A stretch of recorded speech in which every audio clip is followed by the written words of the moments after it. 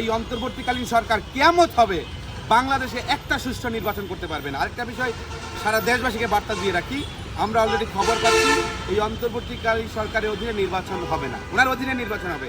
এই ক্ষমতার প্রেক্ষাপট কতিপয় কিছুদিনের মধ্যেই সেনাবাহিনী দখলে নেবে, একটি ক্রু হবে এবং সেই সেনাবাহিনীর অধীনেই বাংলাদেশে নির্বাচন হবে।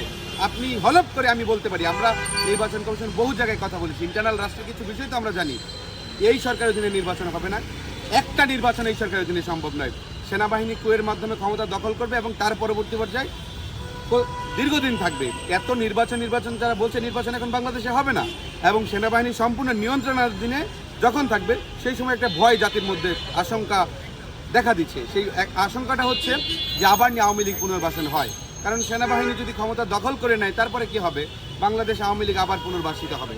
কারণ অস্থিতিশীল দেশকে স্থিতিশীল করতে চাইলে সেনাবাহিনী বলবে যে সকলে নির্বাচন অংশগ্রহণ করবে।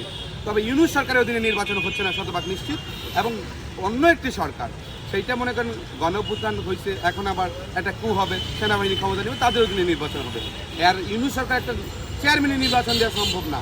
কিয়ামত হয়ে গেলে সেইখানে কি এর আপনি 14, কি এর 18, কি এর 21, কি এর 24, প্রত্যেক নির্বাচন হচ্ছে আরও ভয়াবহ পরিস্থিতি সৃষ্টি হবে এবং সারা দেশে ভোট চুরির মহাযজ্ঞ, ভোট ছিনতাইয়ের মহাযজ্ঞ প্রতি জায়গায় প্রতিষ্ঠিত হবে।